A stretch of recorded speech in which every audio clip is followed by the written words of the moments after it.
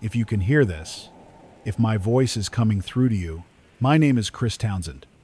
Before all this, I was a satellite technician. Now, I'm just someone with a working radio and, if I'm lucky, an audience. It's day 16 since the sky flashed, since everything just stopped.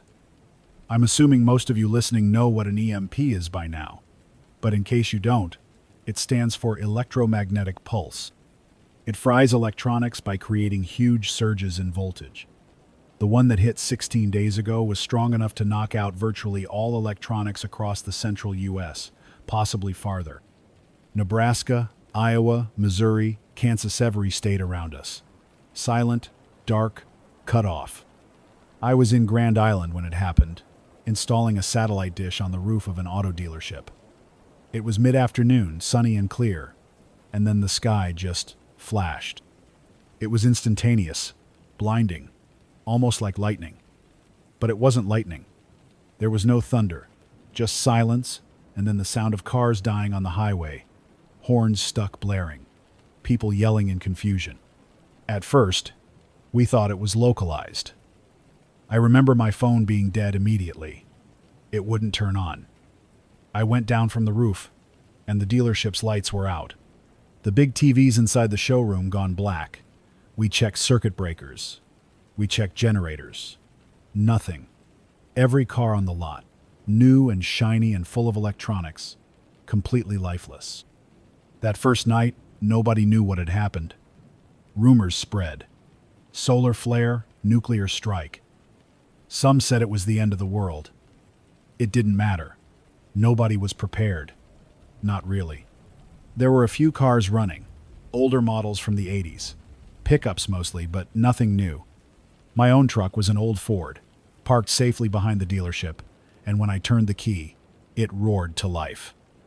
It was just about the only thing moving on Highway 281 that afternoon. Within days, things got bad. Grocery stores stripped bare. Pharmacies emptied out. No police radios, no ambulances, no fire trucks. Local hospitals ran out of generator fuel by the end of the first week. Insulin went bad. Dialysis machines stopped. People who depended on life-saving technology, well, I don't think I need to tell you what happened. For a few days, some of the smaller towns tried organizing, holding meetings in churches or community centers, but people got desperate fast. When they realized the power wasn't coming back on that help wasn't coming, panic turned to something darker. People started fighting over food, over gasoline, over medicine. That's when I decided to head here, to Hastings. I remembered this old satellite uplink station from back in my early days in communications. It was built in the Cold War, fortified against nuclear threats, supposedly hardened against EMPs. It had been mothballed years ago, decommissioned, and forgotten. But I figured, if anything still worked, it'd be here. The first few days here were pure luck. When I arrived, the station was exactly as I remembered. 2 large satellite dishes rusting silently behind the fenced perimeter. The control building squat and windowless, surrounded by weeds. The door had been locked, but the padlock was old and brittle enough to smash open with a tire iron. Inside, I found what I'd hoped for. An old analog shortwave transceiver, vacuum tube based, built before integrated circuits became standard. It powered up from an old diesel generator tucked away in a reinforced chamber underground. The generator was ancient, dating back to the late 70s, and it was built simpleno modern electronics to fry. Just steel, copper windings, and mechanical switches. It took a while to coax to life, but eventually, it coughed, sputtered, and rumbled steadily. So, here I am, broadcasting on a frequency that I know reaches hundreds, maybe even thousands of miles under the right conditions. Shortwave signals bounce off the ionosphere at night, a phenomenon known as skywave propagation. I might be talking into empty space, but my gut tells me I'm not alone out here. Someone, somewhere, is listening. I've heard other transmissions too. Bits and pieces mostly. Short bursts of static-filled voices. People calling out coordinates, begging for help, or sharing warnings. I caught a militia out of Missouri talking about roadblocks along I-70. Another voice from Kansas City, brief and desperate, claiming the city's water supply had been compromised. These aren't verified, nothing is now, but I relay them because someone out there might need to hear it. There's one thing I haven't mentioned yet. Something troubling I've been turning over in my head since I arrived here. This uplink station wasn't entirely abandoned. Someone had been here recently. Fresh tire tracks leading away, maybe 2 or 3 days old. Inside, paperwork scattered across desks, maps pinned to walls, and curiously, references coded Vagato, Operation Black Sky. I haven't pieced it together yet, but it feels significant. It feels like something we weren't supposed to know about. If you're hearing me right now, keep listening. I'll broadcast every night at this time, 7.020 megahertz. I'll share everything I learn, everything I intercept. I can't promise good news, but I promise honesty. I promise transparency. And I promise that whatever is really happening out there, whatever Operation Black Sky means, I'll find out. Because the only thing more dangerous than darkness is silence. If you have a working receiver and enough battery life, try reaching out. Use the same frequency. Even if you just tap Morse code or whisper coordinates, I'll listen. I'll relay your messages. We're all we've got now. For tonight, conserve your resources. Ration your food and water. Stay hidden, stay quiet, and hold on. We'll figure this out together. Tomorrow, I'll talk about the details of what an EMP does, what the next few weeks could look like, and what options we have left. This is Chris Townsend, broadcasting from Hastings, Nebraska. Signing off for now, but I'll be back at sunset tomorrow. Stay safe out there. This is Chris Townsend, broadcasting from the old satellite station near Hastings, Nebraska. If you're hearing this, you've found my frequency 7.020 megahertz, single sideband. As promised, I'll keep transmitting each night as long as I can keep this equipment operational. It's day 17 since the pulse. I promised yesterday I'd explain more clearly what an EMP actually does, and why our lights didn't just flicker out, but why everything electronic is now essentially scrap metal. The electromagnetic pulse that hit us wasn't natural. This wasn't a solar flare. Solar flares cause slow-building geomagnetic storms. What happened here was instantaneous, intense, and clearly intentional. The blast originated at high altitude. My guess is around 300 miles up, high enough for line of sight to cover the central United States. The detonation created gamma rays interacting with the atmosphere, stripping electrons from atoms, generating massive voltage surges in anything conductive. Wires, antennas, circuits, they all absorbed the surge, overloading instantly. Newer cars rely heavily on computers' ECUs, electronic ignition, fuel injection systems. All those microchips, destroyed. Same goes for communication towers, satellites overhead, even household devices. Phones, refrigerators, pumps, power transformers at substations, none of these were designed to withstand such an instantaneous high-energy burst. That's why everything stopped. Simultaneous power grids, phones, internet. Even local backup generators, if digitally controlled, were wiped out. We didn't just lose power temporarily.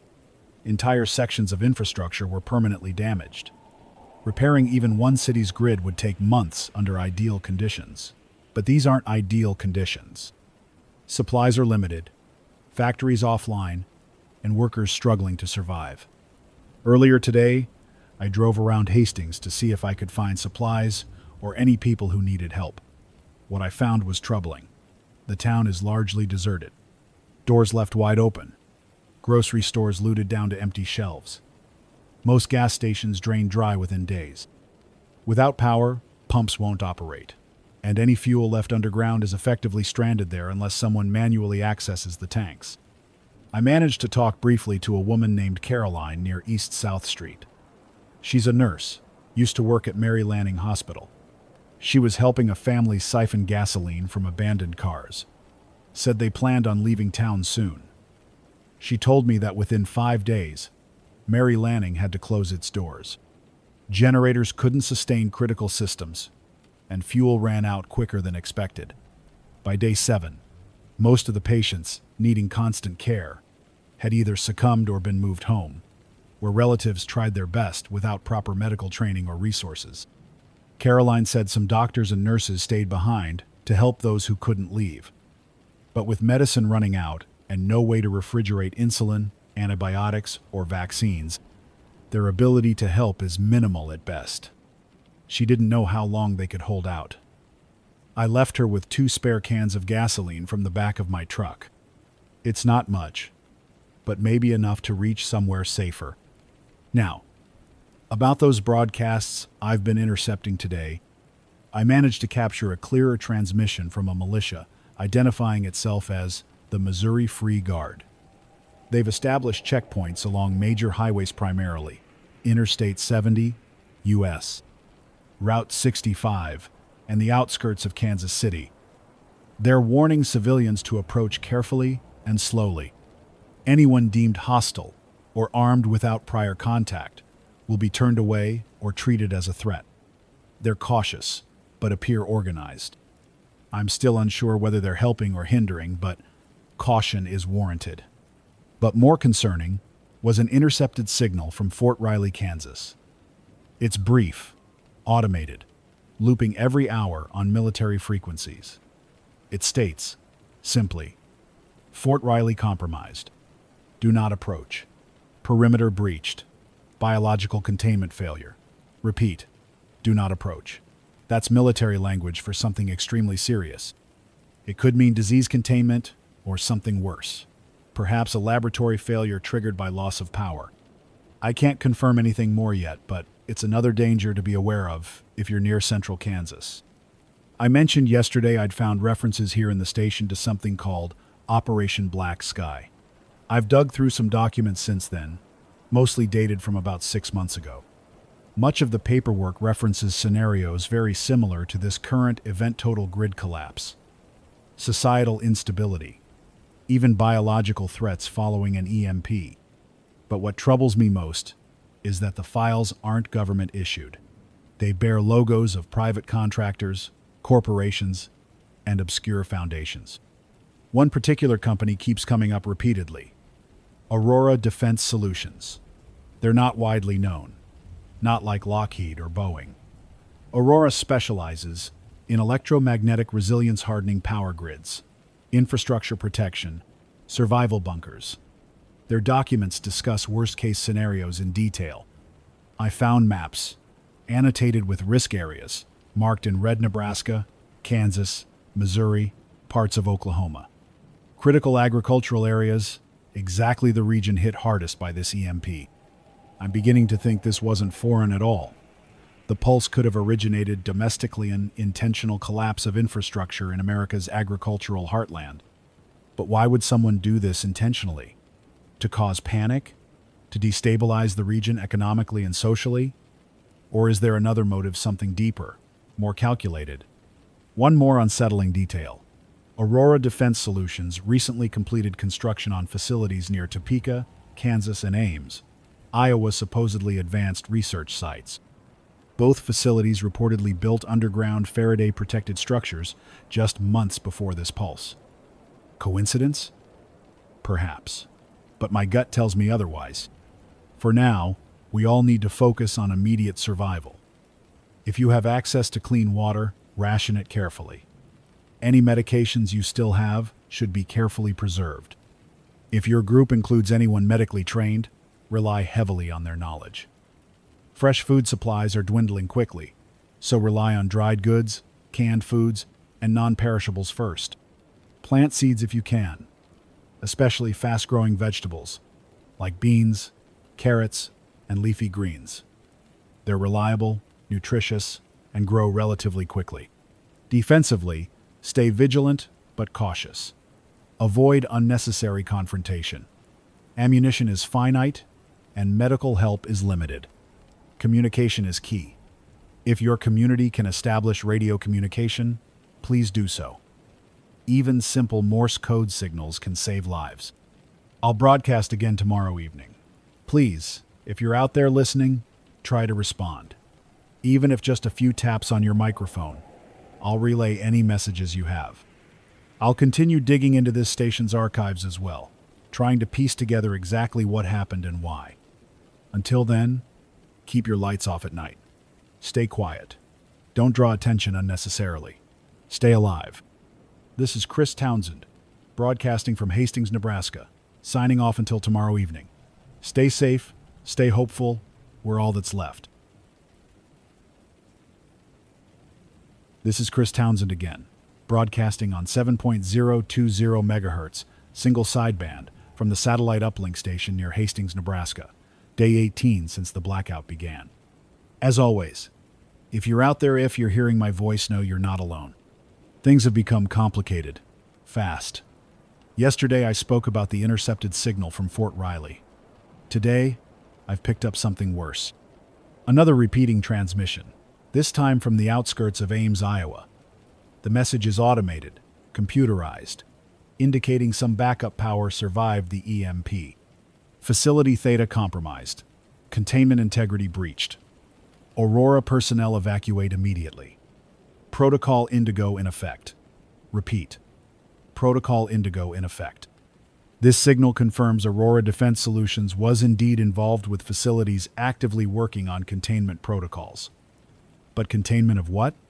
Biological agents? Chemical hazards? Or something completely different? What was happening underground in Ames before the EMP struck? In light of this, I've spent most of today combing deeper through this facility's archives. The puzzle pieces are slowly coming together.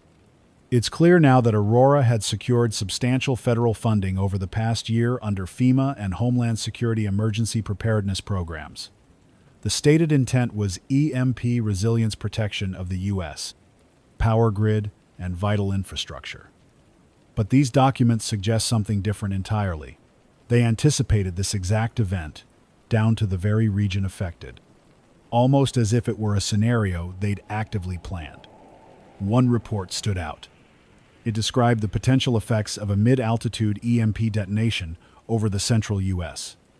Societal collapse, immediate infrastructure paralysis, rapid breakdown of public order. These were not speculative notes. They read more like deliberate contingency plans. They knew exactly how bad this would be, down to predicting the collapse of hospitals, loss of refrigeration, even specifying which major highways and towns would fall into chaos first. I've heard a lot of theories in my days as a satellite technician. I worked on secure communication lines, sometimes even government contracts, but nothing prepared me for the idea that someone within our own borders could deliberately trigger an EMP event. I keep asking myself why. Who benefits from this? Switching topics briefly, I received a transmission late last night from someone in Omaha. He identified himself as Tyler, a ham radio operator broadcasting from his basement using battery backups. He said Omaha has become dangerous, overwhelmed by desperate people from surrounding areas. He described barricades around stores, neighborhoods becoming armed enclaves overnight, food and medicine supplies gone. Tyler warned that attempting to enter the city now would be hazardous. If you're near Omaha, proceed carefully. He also mentioned a military presences mall, scattered units, possibly National Guard, trying to organize evacuations from Epley Airfield. But fuel shortages and equipment failures are severe, and he described it as chaotic at best. If you're planning to head there, be extremely cautious. Things may have worsened significantly, even since last night. Today, I also went back into Hastings briefly to see if Caroline or anyone else needed additional help. When I arrived near Mary Lanning Hospital, it was quieter than before. The family Caroline was helping had departed. Tire marks in the dirt indicated they'd headed south, probably towards Kansas. Caroline herself remained behind. We spoke briefly. She said something I can't shake. It isn't just the lack of power or medicine that's dangerous. It's the silence. Nobody knows what's happening just a few towns away. We've gone from connected to completely isolated in less than 3 weeks. People become suspicious and fearful when there's no news at all. She's right. The silence itself is terrifying. That's why these broadcasts matter. It's vital we continue communicating. Even the smallest news, the simplest updates, could save lives. Speaking of communication, I received a short burst transmission earlier today. Brief Morse code taps at first, then a faint broken voice. The message was barely audible, but I pieced it together. Selena compromised. Refugees fleeing westward. Avoid central Kansas. Infection spreading rapidly. Stay clear. Another warning. Another hint at some kind of outbreak or contamination. Could it be connected to whatever Aurora's facility Theta was containing in Ames? Biological agents escaping labs after loss of containment? Without reliable power, labs storing hazardous materials would inevitably fail. Refrigeration. Electronic security systems all compromised. It's a worst-case scenario, yet it seems increasingly plausible. I found one more disturbing reference here at the satellite station. Documents labeled Project Black Sky, referencing a chain reaction multiple infrastructure failures, triggered intentionally or exploited after the EMP. Transportation disrupted, communications silenced, biological agents possibly released. They described a scenario for long-term destabilization. The report's final pages had been hurriedly shredded and burned, partially unreadable. Someone didn't want this information discovered. I'm piecing together fragments here, trying to make sense of them. But one thing is clear. Whoever orchestrated this or, at least anticipated, it understood exactly the impact an EMP would have. Society breaking down within weeks, public services failing, towns descending rapidly into survival mode.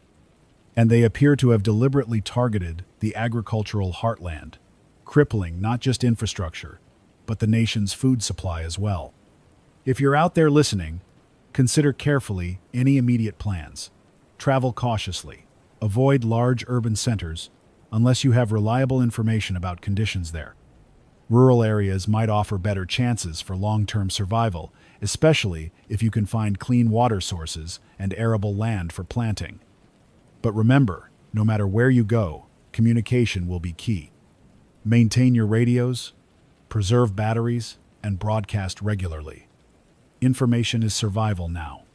Tonight, I'll spend more time carefully monitoring transmissions.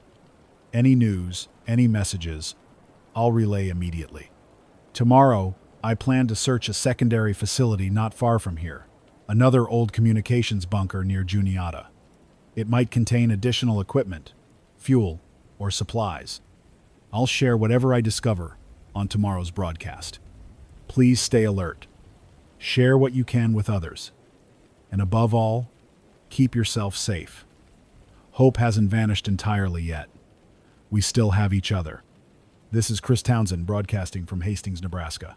Signing off for tonight. Stay strong. I'll be back on air tomorrow at sunset. This is Chris Townsend broadcasting from the satellite uplink station near Hastings, Nebraska. Frequency 7.020 MHz, single sideband. Day 19, since the blackout began. Today has been troubling. As promised, I went to Juniata, to the secondary communication bunker. What I found there wasn't supplies or spare equipment, it was something else entirely. The bunker entrance was partially hidden behind trees. The metal door rusted but recently used. Someone had entered, maybe within the past week. Inside, the place was mostly empty, stripped of usable gear years ago. But one room at the back was different.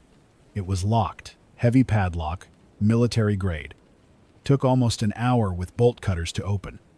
Inside that room, documents filled several boxes. Files labeled Black Sky Operational Directives, Critical Infrastructure Target Maps, and Contingency Protocols. I brought back what I could carry. Spent most of today sorting through them, trying to understand what's happening and why. What I'm seeing here is hard to accept. According to these files, Operation Black Sky wasn't a defensive measure, it was an active contingency plan created by a small coalition of private military contractors and corporate entities. Names keep appearing: Aurora Defense Solutions, Graybridge Industries, Cypress Dynamicsol, deeply tied to defense and emergency infrastructure contracts.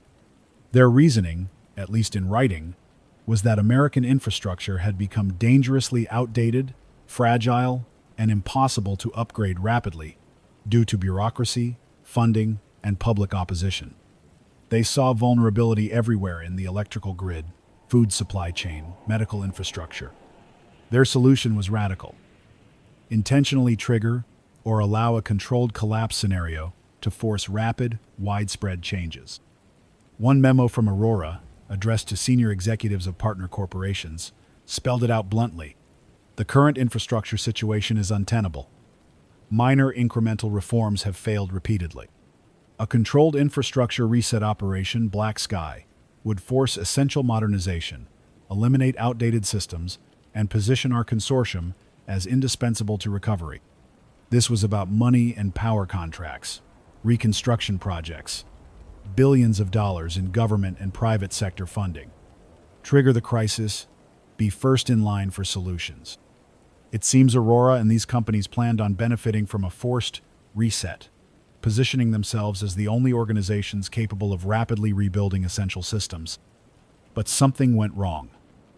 Or perhaps worse, something went exactly as intended.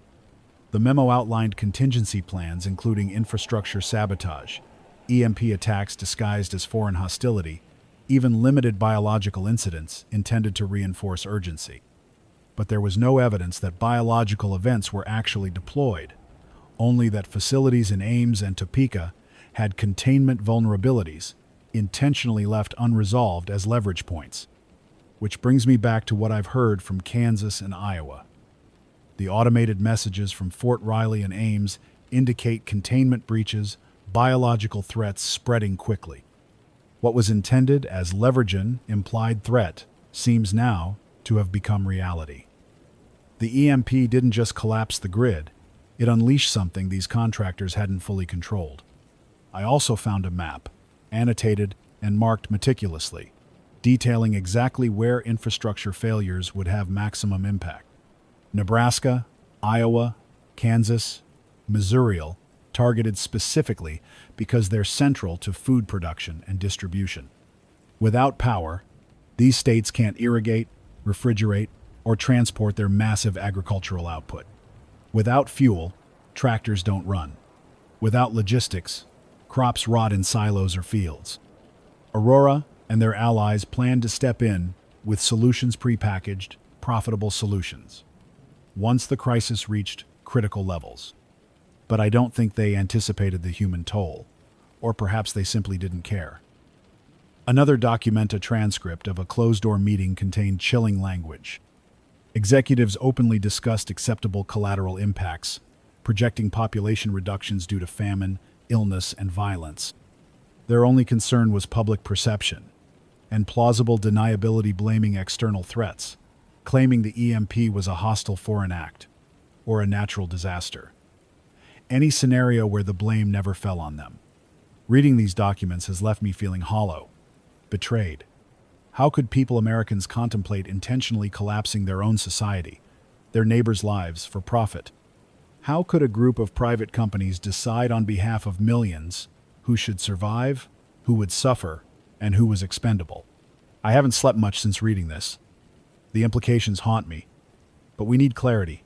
People need to understand exactly what's happening and why.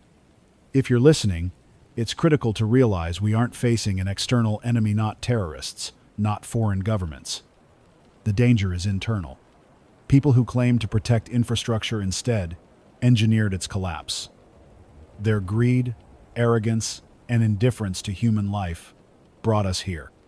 But we can't let despair overtake us. This knowledge is our strength now. Knowing why the lights went out, why help isn't coming, this empowers us. It means we can't rely on promises of rescue. The very groups offering solutions might be responsible for this disaster. On the practical side, I've continued receiving scattered transmissions. From Missouri, near Columbia, militia groups have now established firm control of key highway junctions, rationing gasoline and medical supplies. Some communities have become enclaves, highly suspicious of outsiders. If you must travel through central Missouri, proceed cautiously. Another message from near Lincoln, Nebraska. Small community shelters forming around older churches and schools, pooling resources and farming communally. They report shortages of medical supplies, but manage to maintain basic order. They're cautious, but not hostile. If you're near there, cooperation is possible if approached respectfully. And something else, briefly heard early this morning, a faint, broken signal from south of Wichita, Kansas. The voice was strained, afraid, urgently repeating one word clearly: outbreak. It was brief, but the urgency is unmistakable. I fear whatever containment failed at Fort Riley or Ames is spreading. Avoid central Kansas if you can, especially urban areas. Going forward, I'll keep digging. There are still unopened files here. More clues, more explanations. I'll share everything openly. No secrets, no omissions. You deserve the truth. But we also need caution. Aurora and these corporate groups likely still have assets, resources, possibly even armed personnel in the field. If they realize someone is broadcasting the truth, I could become a target. So could anyone repeating my words or spreading this information. But truth is our only defense now. The more widely we share it, the harder it becomes to silence. If you have the means, broadcast yourself. If you can't, share this information person to person, quietly but steadily. Inform trusted neighbors. The more people know the truth, the safer we'll all be. We have a long road ahead, a difficult struggle for survival. But as dark as things appear, we must maintain hope. Communities can rebuild. Individuals can rise above fear. With courage and transparency, we can prevent these profiteers from taking advantage of the catastrophe they created. I'll be here again tomorrow evening. Same frequency. Until then, stay cautious, stay informed, and take care of each other. Your lives, your neighbors' lives, they matter. Humanity matters. This is Chris Townsend broadcasting from Hastings, Nebraska, signing off until tomorrow. Stay safe, stay aware, and keep hope alive. This is Chris Townsend broadcasting from the uplink station near Hastings, Nebraska, frequency 7.020 megahertz, single sideband, day 20 since the blackout began. Today I'm shifting focus slightly. I'll return tomorrow with more information about Aurora Defense Solutions and their partners. But tonight, I want to share updates I've managed to gather about the situation beyond our immediate region, including what's happening around the country and even overseas. We're not completely isolated. Shortwave signals can reach far, especially at night, and I've managed to piece together some fragmented broadcasts from distant sources. Let's start domestically. East Coast first. From Virginia, near Richmond, a brief message was transmitted repeatedly over military frequencies automated, FEMA issued. It confirms that the eastern U.S. grid remains largely intact, though heavily strained by outages in the Midwest. They are attempting limited power sharing, but it's extremely difficult due to extensive transformer and substation damage westward. Civil order in Virginia remains mostly stable, though supplies, particularly gasoline, food, and medicine, are heavily rationed. The message urged citizens not to travel west, as infrastructure beyond Ohio is effectively non-existent. A ham operator named Jeff in Roanoke broadcast briefly yesterday evening. According to him, Roanoke itself is stable but tense. Local authorities and National Guard units have established strict checkpoints around the city, turning away non-residents. Jeff described an influx of refugees from West Virginia and Kentucky, states severely impacted by collateral EMP damage. Eastern Kentucky especially is struggling. Small communities there relied heavily on electronic communication and transportation, which are now completely offline. To the south, signals intercepted from Atlanta and Birmingham suggest those cities escaped direct EMP effects, but are experiencing severe logistical disruptions, fuel shortages, disrupted shipping, overloaded medical facilities. Florida, according to faint transmissions picked up near Tallahassee, is in better condition at least along the coast, but inland areas report significant shortages due to panic buying and disrupted supply chains. Westward, Beyond Colorado and Wyoming, signals are sparse but revealing. Denver broadcasts indicated partial EMP damage. Several electronics-intensive systems failed, but the city managed to retain basic services. Still, shortages and unrest are building rapidly. Authorities urge citizens to remain home, conserve supplies, and avoid leaving metropolitan areas due to rural instability and widespread highway blockades by armed groups controlling supplies. From California, a station near Sacramento broadcast yesterday, reporting that the West Coast power grid remains largely operational, but authorities there imposed rolling blackouts to stabilize the system. California and Washington State have formed emergency agreements to share limited resources. However, they confirmed massive refugee movements eastward, ironically into states now incapacitated by the EMP, leading to chaotic scenes at the Nevada and Arizona borders. Internationally, things are complicated. I've captured faint signals and occasional transmissions from Canada, Mexico, and overseas operators in Europe and Asia. Canadian operators near Winnipeg describe partial outages. Manitoba and Saskatchewan suffered significant power disruptions due to their proximity to the affected U.S. states. Canadian authorities declared emergencies in southern provinces, though major cities like Toronto and Montreal reportedly remain stable, focused primarily on humanitarian aid for displaced Americans fleeing north. From Mexico, radio operators in Monterrey and Chihuahua broadcast intermittently, describing border chaos. Thousands of Americans fleeing south have overwhelmed checkpoints in Texas border towns like El Paso, Laredo, and Brownsville. Mexican authorities, overwhelmed by the sudden influx, have temporarily closed several border crossings. Northern Mexican cities face acute shortages, especially fuel and medical supplies, causing increasing tension between locals and American refugees. Moving further abroad, shortwave transmissions from Europe provide clearer pictures. Operators in the UK, particularly around London and Manchester, report widespread anxiety and confusion over the American situation. Official British government broadcasts expressed cautious neutrality, describing the event as a possible terrorist act while carefully avoiding specifics. European financial markets collapsed immediately following the EMP incident, and many EU nations instituted emergency rationing, fearing global economic instability. In Germany, a ham operator near Stuttgart described how Europe's NATO command went to high alert immediately after the EMP. NATO forces reportedly mobilized rapidly, deploying defensive units along Eastern European borders, uncertain initially if this was a prelude to further attacks or a global incident. From Moscow, an English-language transmission on Russia's international shortwave station described the EMP incident vaguely as an unfortunate event, officially denying any involvement but also hinting broadly at internal American instability as the root cause. Russia's broadcasts seem to emphasize internal American discord rather than external aggression, clearly aiming to distance itself diplomatically. In Asia, a radio hobbyist in Tokyo provided some of the clearest information. Japan immediately activated emergency protocols, fearing global economic disruption. Stock markets suspended trading indefinitely, and Japanese authorities are distributing food and fuel reserves strategically, anticipating prolonged international supply chain disruptions.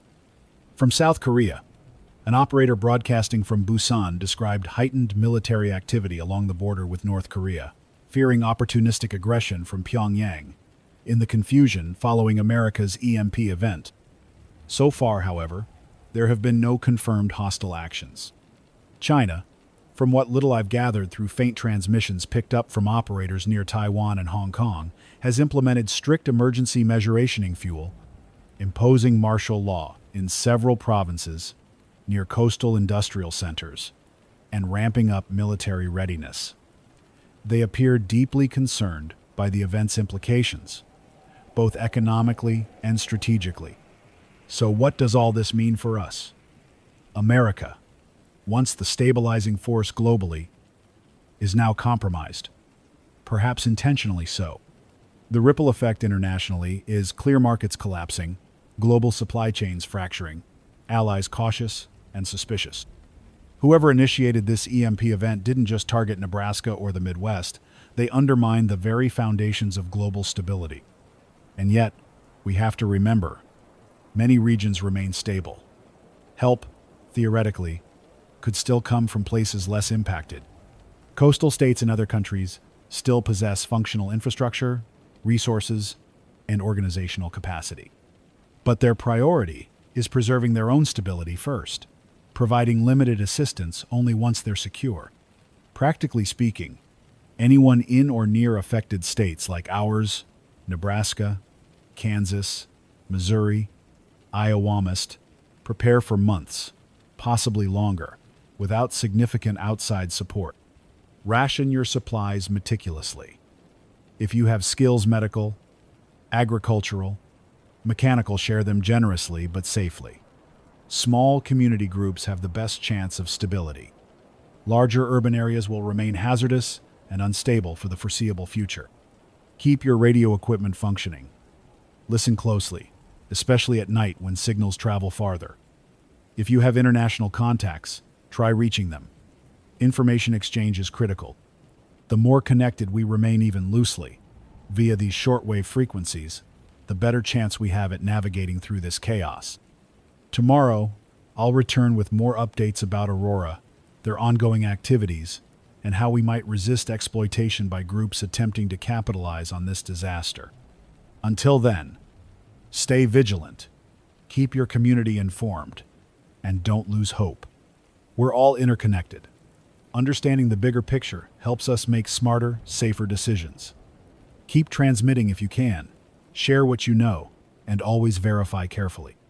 This is Chris Townsend, signing off for tonight from Hastings, Nebraska. I'll broadcast again tomorrow evening, same frequency. Stay safe, stay connected, and never stop searching for truth. This is Chris Townsend broadcasting once again from the uplink station near Hastings, Nebraska. Frequency 7.020 MHz, single sideband. Today is day 21 since the EMP blackout started. Yesterday I talked about how the crisis affected places both near and far night. I need to update you on what's happening closer to home, and specifically on the chaos spreading through many communities. I'll also share everything I've gathered about the government's current response, or rather, their troubling lack thereof. Let's start locally. Today, I ventured briefly toward Grand Island, my old hometown. What I saw along the way shook me. Several vehicles were abandoned on Highway 34, stripped of anything useful. Closer to town, signs of chaos became more pronounced. Windows smashed in abandoned stores, buildings burned out along Webb Road, probably from looters who lost control of fires they started for warmth or cooking. I encountered a group of people sheltering near a gas station outside the city. They waved me down cautiously. I stopped, spoke with a man named Dennis, a retired high school history teacher. He told me that the situation within Grand Island itself deteriorated rapidly after day 10. Initially, the community tried organizing neighborhood watches, pooling resources, but supplies ran low, and with no outside communication or support, panic turned into desperation. Dennis said local law enforcement quickly became overwhelmed. Without functioning radios or vehicles, police couldn't respond effectively to the rapidly increasing incidents of looting and violence. Within days, they disbanded entirely, officers returning to their own families, attempting simply to survive like everyone else. Riots flared sporadically at first, targeting grocery stores and pharmacies. But as supplies dwindled, violence turned toward homes. Neighborhoods barricaded themselves against each other, suspicion and fear fueling hostility. Dennis himself fled his neighborhood after several homes were attacked overnight. He described groups roaming residential streets, some desperate families searching for food, others gangs, openly exploiting the chaos. From what he described, Grand Island is now too dangerous to approach directly. Fires burn unchecked. Sanitation has collapsed, and armed confrontations occur regularly. If you're nearby or considering traveling there, reconsider immediately. Similar reports are emerging from many other cities I've heard from on shortwave. Des Moines, Iowa, Transmissions describe downtown areas as largely abandoned, with pockets of people clustered in suburban communities. Violent confrontations occur frequently at supermarkets and clinics. Wichita, Kansas. Militia groups reportedly patrol city perimeters, restricting entry and imposing their own rules. Some neighborhoods cooperate peacefully. Others descended into violent internal conflicts. Springfield, Missouri. Brief transmissions indicate severe shortages of food and medicine. Riots there led to a mass exodus into rural areas, triggering new conflicts between city refugees and farmers, defending their dwindling supplies. If you're near major population centers in affected states, expect instability. Carefully avoid larger cities, unless you have trusted information about local conditions. Now, about the government response, or, more accurately, lack of it. From transmissions I've monitored and documents I've reviewed here, it's clear federal authorities are fully aware of the catastrophic scale of the EMP event, but remain largely paralyzed. FEMA activated continuity of government protocols early on, relocating key personnel and resources into hardened bunkers in West Virginia, Maryland, and Colorado. However, their response capability is severely limited by loss of communications, fuel shortages, and widespread infrastructure collapse across the Midwest. Local National Guard units, often mobilized by governors shortly after the EMP, have struggled immensely.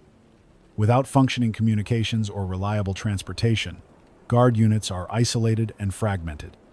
Soldiers face impossible decisions: protect public assets, safeguard their own families, or simply survive day to day. Many have understandably chosen family over duty, leaving units undermanned and unable to restore order. I've intercepted fragmented military broadcasts from scattered Guard units. Near Omaha, Nebraska, units established limited perimeter controls around Epley Airfield, managing chaotic evacuations. However, fuel shortages and the influx of refugees severely compromised their operations. They warn that entering the area without explicit approval is dangerous. Outside Kansas City, transmissions indicate Guard forces trying desperately to secure hospitals and pharmacies against rioters and armed gangs. Their supplies are critically low, and their perimeter is shrinking daily. Federal intervention from beyond the blackout zone has been minimal. The eastern and western U.S. grids remain intact, yet their governments prioritize maintaining order locally, avoiding potentially destabilizing attempts at large-scale relief operations. Interstate aid shipments have been few, heavily guarded, and insufficient. Worse, intercepted broadcasts from FEMA facilities in eastern states explicitly instructed personnel not to publicly acknowledge the internal nature of this crisis, perpetuating instead a narrative of foreign aggression or natural disaster. Whether intended to maintain calm or hide complicity, it's clear that federal officials deliberately obscure the truth, either unwilling or unable to address the real crisis openly. Furthermore, shortwave chatter suggests that parts of the federal response may be actively compromised or manipulated by corporate contractors, the same companies linked to Operation Black Sky. A broadcast briefly intercepted from near Aurora's Kansas facility indicated private security forces deploying to key areas ostensibly for stabilization, but, in practice, securing vital infrastructure primarily for their own future leverage and control. All of this raises serious concerns. We face chaos, violence, and desperation locally, while the federal government remains functionally paralyzed or complicit. Private entities like Aurora Defense Solutions seem poised to exploit this tragedy, leveraging chaos for profit and influence under the guise of restoration and aid. Given this, your immediate priority should be to stabilize your local situation. Establish small, trusted community groups, pool resources carefully, share information transparently, and remain vigilant against exploitation. Don't rely on distant government assistance. It's unlikely to come anytime soon, if at all. If you encounter organized private groups offering aid or protection, approach cautiously. Verify intentions and resources carefully. Do not relinquish control of essential resources, fuel, food, or medicine to outsiders without extreme caution and clear guarantees. As for me, I plan to continue broadcasting everything I uncover about Aurora, FEMA, and related entities. Tomorrow, I'll dig deeper into intercepted transmissions regarding Aurora's private security deployments and what that might mean for affected regions, particularly Kansas, Iowa, and Nebraska. My goal is to expose their plans and intentions clearly, to help everyone listening make informed decisions. If you have information, particularly first-hand reports about private security contractors, National Guard activity, or FEMA-related aid, please broadcast it if you can. I'll listen carefully, relay your messages, and share any reliable information promptly. Remember, we aren't alone. The connections we maintain, however tenuous, through shortwave or face-to-face conversations, are our greatest asset. Communication, transparency, and community are our best defenses against chaos and exploitation. Stay vigilant, stay calm, and above all, stay informed. Together, we'll get through this. I'll return tomorrow evening. Same frequency, same time. This is Chris Townsend broadcasting from Hastings, Nebraska, signing off for tonight. Take care of each other. This is Chris Townsend, broadcasting from the uplink station near Hastings, Nebraska, frequency 7.020 MHz, single sideband. Today is day 28 since the blackout started. It's been a full week since my last transmission, and for that, I deeply apologize. My absence wasn't by choice. Equipment failures, specifically generator and transmitter issues, kept me off air until just a few hours ago. Here's what happened. 7 days ago, the old diesel generator began sputtering badly. I attempted repairs, but spare parts are nearly impossible to find now. Eventually, I managed a workaround using salvaged alternator components from an abandoned tractor and improvised fuel lines. Thankfully, it's holding for now, but each broadcast feels increasingly precious. This forced silence gave me time to monitor and collect fragmented transmissions. I have a lot to update tonight, both about our situation locally and internationally. Things have worsened considerably, so let's get to it. First, internationally, there have been significant developments. According to intercepted ham radio conversations and faint military broadcasts, China has experienced a massive EMP event of its own, centered near major industrial and financial hubs. Shanghai, Beijing, Guangzhou, Shenzhen all reported as completely dark. Civil infrastructure is reportedly paralyzed nationwide, though their military networks remain operational, shielded and hardened against EMP attacks. Shortwave broadcasts from operators in Hong Kong and Taiwan confirm extreme instability, with widespread panic and breakdown of public order across mainland China. Russia, too, has been partially affected. Moscow and St. Louder, Petersburg remain mostly intact, shielded by robust Cold War-era infrastructure, but large areas of southern and central Russia cities like Rostov-on-Don, Volgograd, Kazan, and even parts of Siberia are reportedly experiencing massive blackouts. Russian authorities publicly blame external sabotage, hinting at Western involvement. It's unclear if these claims are genuine or a propaganda attempt to unify domestic support amidst chaos. What's clear is this: the crisis we face here isn't isolated. America, China, and parts of Russia, three global superpower shave, experienced EMP attacks or similar infrastructure disruptions simultaneously. Whether coordinated by a common actor, multiple hostile entities, or internal conspirators like those I've mentioned before, the global implications are enormous. Whoever engineered this knew precisely how to collapse critical national systems. Back here at home, this past week without broadcasts made me feel isolated, vulnerable, unsure of how you were faring. But I've managed to intercept transmissions that paint a troubling picture of the region.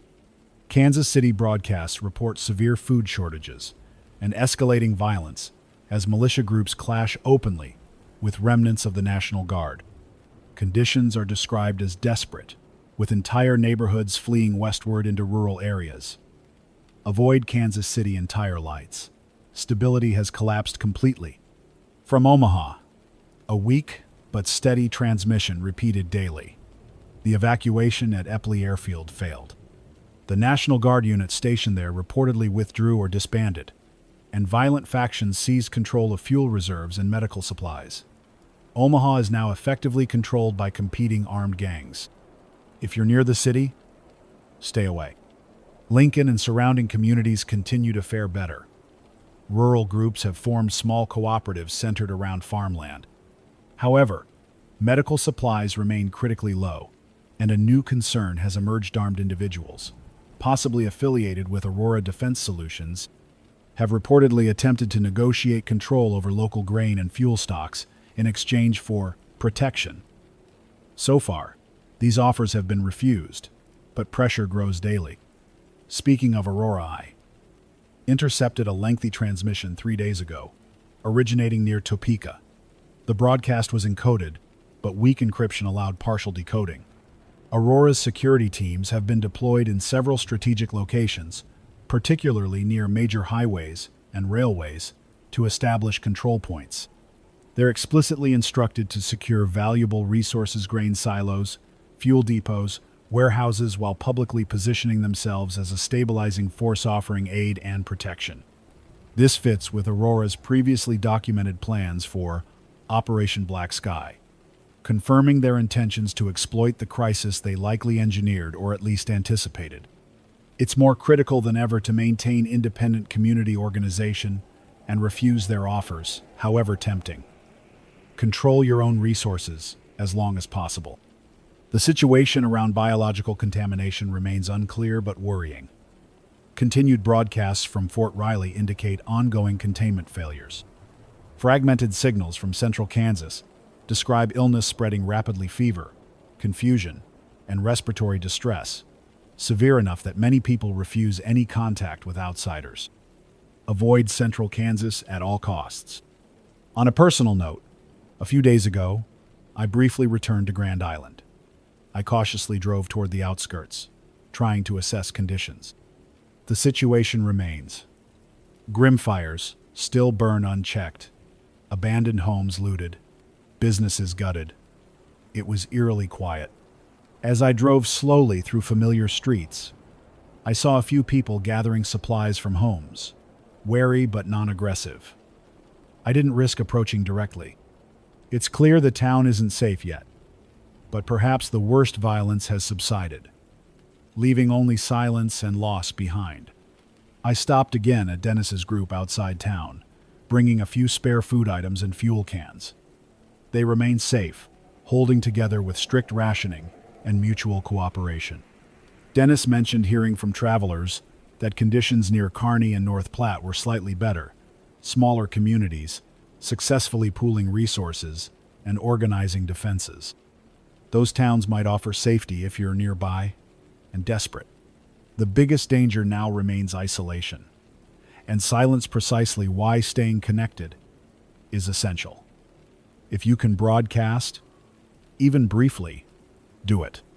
Share what you know about local conditions, especially if Aurora or similar groups approach your community. Information is survival. The federal government's response, meanwhile, remains worryingly silent or absent. FEMA's emergency broadcast system occasionally transmits generic warnings, urging calm and cooperation, but no specifics, no genuine assistance plans. These broadcasts seem increasingly irrelevant, almost robotic, designed more to placate than to inform. I worry the federal response may be compromised entirely by internal sabotage or corporate interests. We must assume we're largely on our own. Neighbor to neighbor, community by community, that's how we'll endure this chaos. Maintain your independence. Stay alert to potential manipulation by Aurora or any private entities, promising aid or order at the cost of control. Preserve your resources carefully. Avoid unnecessary confrontation, and if you have medical knowledge, share it urgently. In tomorrow's broadcast, assuming my equipment holds, I'll discuss more about how local communities can practically defend and sustain themselves without external support. I'll also continue monitoring international transmissions closely, as events in China and Russia will inevitably influence global stability. Stay safe, friends. The fact that you can hear me means you're alive, fighting, still holding on. We're not powerless, yet so keep broadcasting, keep reaching out. Together, informed and cautious, we stand a chance. This is Chris Townsend, signing off tonight from Hastings, Nebraska. Same frequency tomorrow. Until then, take care, stay connected, and stay alive. This is Chris Townsend, broadcasting for the last time from the satellite uplink station near Hastings, Nebraska. Frequency 7.020 megahertz, single sideband. Today is day 32 since the blackout began. If you're hearing this, I sincerely thank you for staying with me, for holding on through these dark weeks. This will be my final broadcast, not by choice, but necessity. My equipment, the old diesel generator, the salvaged transceiver, they've reached their limit. Parts are irreparably failing. Fuel reserves almost completely gone, and my attempts at improvised repairs have exhausted all possibilities. Even as I speak, the transmitter flickers unpredictably. I fear I have minutes left, not hours. Before the equipment fails completely, there are a few critical things I must share. First, the situation regarding Aurora Defense Solutions has escalated significantly. Yesterday evening, a convoy approached Hastings openly flying Aurora's corporate insignia, accompanied by heavily armed security personnel. I observed from a distance, safely concealed near Highway 34. They occupied a local grain facility, posting sentries and quickly establishing defensive positions. It seems Aurora's teams have abandoned subtlety, openly seizing control of vital resources. A local farmer I know named Jacob approached me shortly afterward. He said Aurora representatives came directly to his farm, offering protection and resources in exchange for cooperation and complete control of his crops. He refused. They warned they would return soon, less politely. Aurora's intentions are clear. They aim to monopolize essential supplies, forcing local communities into dependency. Resist carefully, quietly, and only if you have reliable allies. Aurora's teams are professional, well-equipped, and ruthless. Second, the contamination from Fort Riley continues spreading. Yesterday, I briefly intercepted urgent broadcasts from eastern Kansas towns near Topeka and Lawrence reporting widespread illness. Hospitals overwhelmed, no available treatment. The nature of the sickness remains unclear, but symptoms described fever, confusion, respiratory collapse aligned disturbingly with airborne biological agents mentioned in Aurora's earlier documents. Avoid central Kansas entirely. Travel elsewhere if you must move. Internationally, conditions remain dire. Chinese broadcasts have largely ceased entirely, replaced by automated military messages demanding order, obedience, and warning of martial law. Civil society there has essentially collapsed, and with it, global supply chains for electronics, medicine, and industrial components. This means worldwide shortages will persist indefinitely, severely complicating any recovery effort. In Russia, broadcasts from Moscow grow increasingly desperate and militaristic, blaming external forces, particularly America, for orchestrating their blackout. Whether genuine paranoia or calculated propaganda, their rhetoric strongly suggests future conflict. Stay alert internationally. Geopolitical tensions could easily escalate further, even with limited global communications. Here at home, we must face reality. The government response is effectively non-existent. FEMA's automated emergency broadcasts provide no actionable help. National Guard units, where they remain intact, are isolated, overstretched, and poorly supplied. We cannot depend on official rescue or assistance. Survival now depends solely on local community organization, mutual cooperation, and intelligent resource management. On a personal note, leaving the air tonight feels painful. Broadcasting to you each evening gave purpose and meaning to this crisis. Through these transmissions, I felt connected, responsible, less alone. I only hope my broadcasts help some of you feel the same. My advice, before I lose the transmitter completely, is simple. Trust carefully, but actively build strong local alliances. The stronger your community, the better your odds of weathering months, perhaps years of instability. Guard your independence fiercely, especially against groups like Aurora, offering protection at the cost of your autonomy. Establish reliable long-range communication if possible. Keep listening and broadcasting, no matter how briefly. Information and coordination will save lives. Be cautious about contamination or illness spreading from central Kansas. If someone in your group develops symptoms, fever, confusion, breathing, trouble, take immediate precautions. Isolation and strict sanitation may be your best defenses until better information emerges. Finally, maintain hope. Despite the chaos, the darkness, the violence, we're still here. The human spirit endures. Communities can and will rebuild. Hold tightly to your humanity, your compassion, your morality. These qualities define us and will eventually pull us through. I've placed all my gathered documents, everything about Aurora, Operation Black Sky, intercepted transmissions, in a sealed metal container buried just behind this station. If someday you or someone else finds this place, please recover them. Share this knowledge widely. Hold those responsible accountable. Learn from our suffering and ensure future generations never again experience something like this. I don't know what comes next for me. I'll remain here, quietly working with nearby communities, helping as best I can without broadcasting. If you're ever near Hastings, perhaps we'll meet in better circumstances. The transmitter's power indicator is flickering badly. Now I suspect I'm down to my final moments. Please know it's been an honor, a privilege, to speak to you during these terrible days. Whoever you are, wherever you are, thank you. Your listening mattered profoundly. Don't give up. Never surrender your compassion or humanity. The blackout took our technology, our convenience, even many lives, but it cannot take our hope unless we let it. Hold on tightly to each other. Together, somehow, we will endure. This is Chris Townsend, broadcasting for the final time from Hastings, Nebraska. Good luck, stay safe, and above all, remain human.